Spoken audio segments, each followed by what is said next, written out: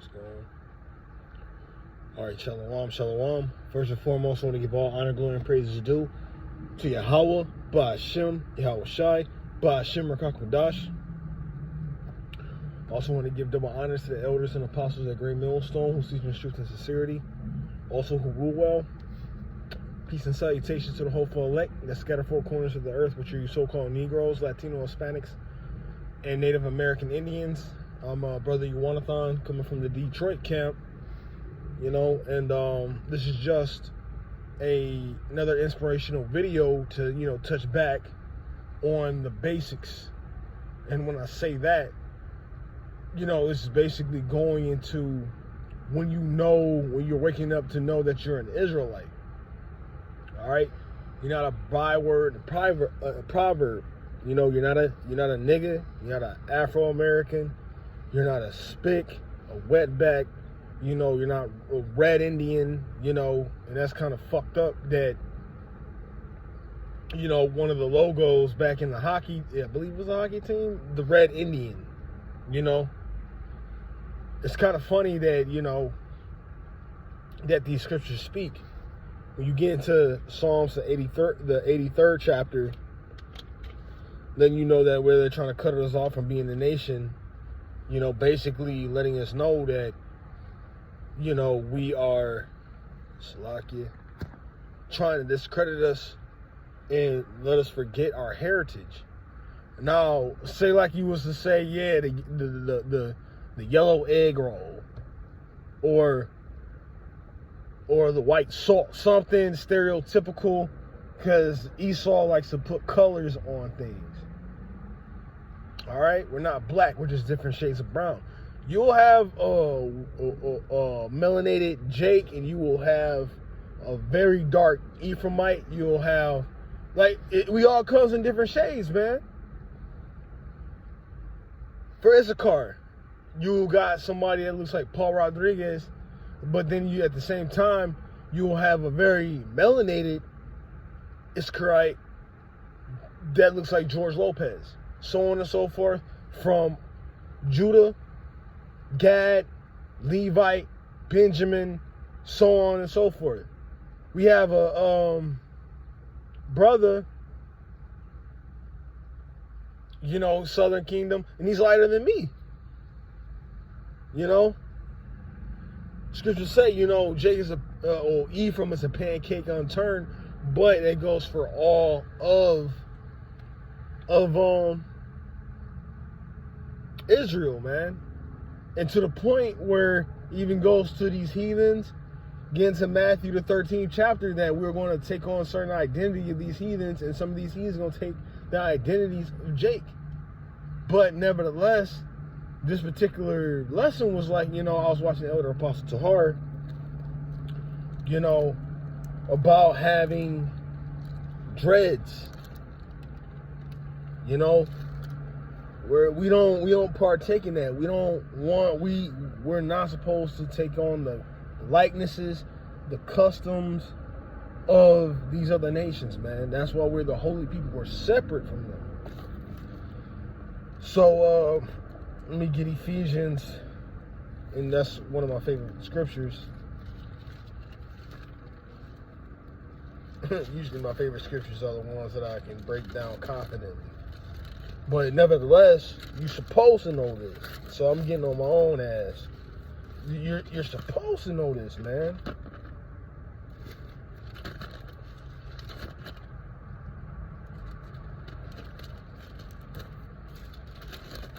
So, I'll start at Ephesians 4:22. It says that ye put off concerning the former conversation, the old man, which is corrupt according to deceitful lust. All right. So to break that down, it says that you put off put off the concerning and former conversation of the old man. Okay, because we didn't know who we were. We were doing everything according to the world.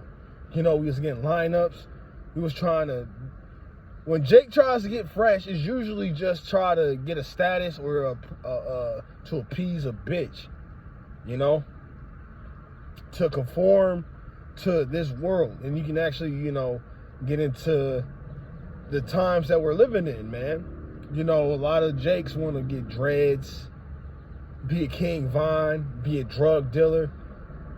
You know, Jake really was so lost that, you know, we didn't really have any guidance, that we were just like, you know, we just gonna make it until we go. You know, but the former conversation, you know, is talking about the way you conduct yourself. You know, and I stated earlier that that's talking about, you know, how you conduct yourself in the spirit and how you're supposed to be. You know, you're not supposed to conform to this world, because this world is wicked. This world was given into the hands of the wicked. That's why they put Jake on the forefront. You look at this, Jake, we all watch TV, we all watch movies, we all watch music videos. They paint Jake in a very dark and negative light, but also they promote it as good. And the scriptures say, you know, in the book of Isaiah, I believe, you know, don't take sweet for bitter and bitter for sweet, good for evil and evil for good, roughly paraphrasing. Everything that's getting promoted in this world, you know, is negative, but they're looking at it in a positive light. You know, you're a hero if you want to be a transsexual. Oh, you're doing something that motivates our, you know, children and stuff, so on and so forth, that everything in this world is flipped. All right? And like getting into nitty gritty, like I said about dreads, Samuel. And I'm pretty sure if you have a Bible thumping Christian, they'll be like, yo, Samuel had locks. No, those are braids, man. You got to understand the history and the translation of things. When you have braids, they actually lock your hair. Those particular locks that you see today is not our custom, man. Those were things for what the warriors do when they had like a certain amount of long hair, or not long hair. Let me rephrase my words. But a simple length of hair. They would braid them up or get cornrows for battle, so their hair wouldn't get in their face. You know? So there's even the big things and the little things that we ain't supposed to be doing.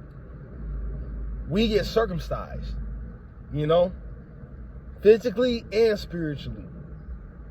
You know, you gotta open, like I said, that was heathen custom. But spiritually, that was supposed to open our spirits up to the true wisdom, knowledge, and understanding of the scriptures, and so on and so forth. These are the basics to come to the Lord. And the reason why I love touching on basics, because the basics will give you a very strong foundation of how to come up and build when it comes to getting to know the Heavenly Father.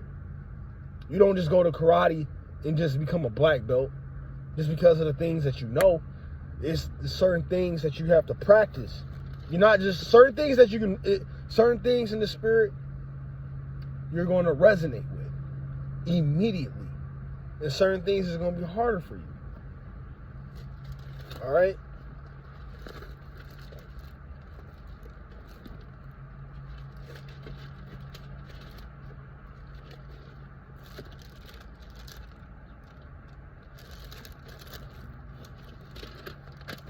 This is the book of Judges, chapter 5, and verse 11.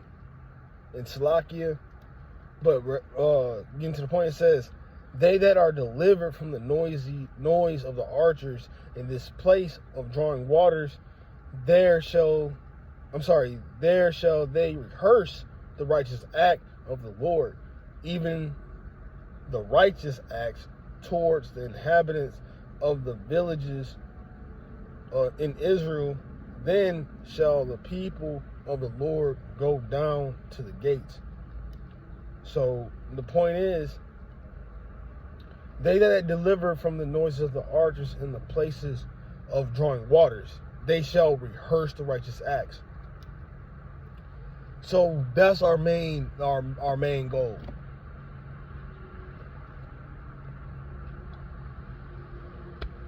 Shlaki is to rehearse the righteous acts to the best of our ability. Lord knows. And when I was a babe, you know, doing the little studying and getting edification from the higher ups, you know, we can't keep the law, statutes, commandments to the 100% of our ability just because we're living in E's kingdom. All right? But we'll do our best. If you can keep your beard, keep that beard. You don't have to eat pork. You don't have to get a line up. All right? And some things is far-fetched. Like, you don't have to fuck the next man's woman, man. That's mind-boggling. That's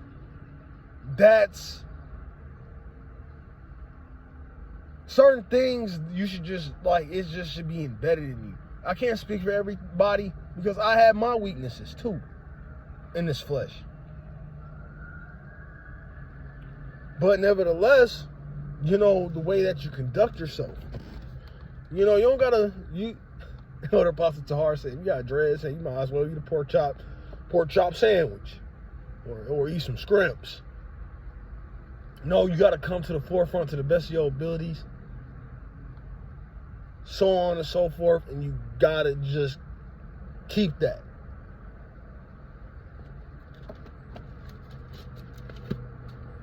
Now, you know, a lot of Christians come up to me and I tell them, you know, to rebuke and, you know, stop doing this, stop doing that. And they be like, yo. They'll say my name. Like, yo, Johnny, you got tats. I do. But I have to put that shit off. When you come into this word and knowing that you are, there's certain things that now you have to cut off.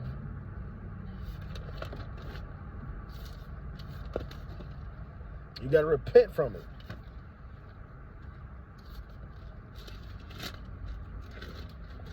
Into the book of Leviticus. All right. So the book of Leviticus, and these are also basic scriptures. You know, Leviticus, you know, that's getting into the books of Torah, the books that, you know, Moses. We'll start at Leviticus 19 and 27. It says, "Ye shall not round the corners of your head, neither shalt thou mar the corners of thy beard." So all this has got to be natural, man. Can't be no perfect line. And that goes for your beard too. You're supposed to keep your beard. And it says, "Ye shall not make any cuttings in the flesh for the dead, nor print any markings upon you. I am the Lord." So this is what the Lord is saying. You know, you're not supposed to make any cuttings in your flesh, so no tattoos. You know, nor print any marks upon you. And that's also, you can get into that. You know, we always talk about the word mark because it goes twofold. Well, doublefold. I'm going to say doublefold. Because, you know, when you get into the word mark and charagma, it's getting into incisions, cutting. And that's why we always bring out the MOTB. Now, this is something, should be basic to the men of GMS, and technically, basically to everybody in the world when you look at it in a detrimental sense. But, you know, incisions. That MOTB, that CHIP, that is an incision that they're going to implant inside you. So that just goes to show that there's really no difference between the Old Testament and the New Testament. Just because you speak Greek or Hebrew, it still gets into the same caliber and same nature. Because you're not supposed to put anything in you. You're not even supposed to be making a cutting in you. All right?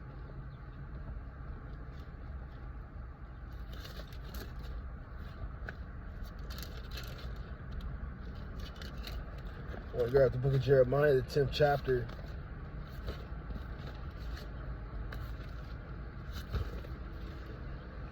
Now start at we'll start from the top. And it says, Jeremiah chapter 10 and verse 1.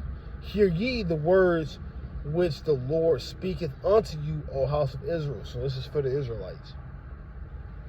It says, thus saith the Lord, learn not the way of the heathen, and be not dismayed at the signs of heaven, for the heathens are dismayed at them. So we're not supposed to learn the ways of the heathen. You know, you got plenty of examples. Just basically everything that the heathens do is contrary to the Spirit. It's the opposite of what the Lord commands us to do. You know? Like I said, heathens, like your CEOs, your corporate owned Edomites. If you look, it was an old commercial, an old Gillette, the little razor commercial. It was a guy just sitting in line for an interview. And he had other dudes, you know, some was didn't have the cheeks. They still had a beard. They had hair on their head. But this one, he saw the lineage of all the CEOs who run the company. So Gillette was like, yo, I'm going to cut all this off. He cut all his hair and he got the job. You're not supposed to be shaving yourself. You know? Heathen custom. Verse 3, and it says, for the customs of the people are vain, for one cutteth a tree out of the forest, the works of the handman says the work of the hands of the workmen with an axe. Now it's talking about a feller, and that's getting into the vibrations of Christmas. But the point is, in the top line, it says for the customs, so more than one. Not just this singular verse. It's talking about, you know, anything that is not really contrary to the law of these scriptures. All right, so we're not supposed to be like them. But nevertheless, you know, I just want to, we got to hearken on to that. You got to put off that concerning old man that you see.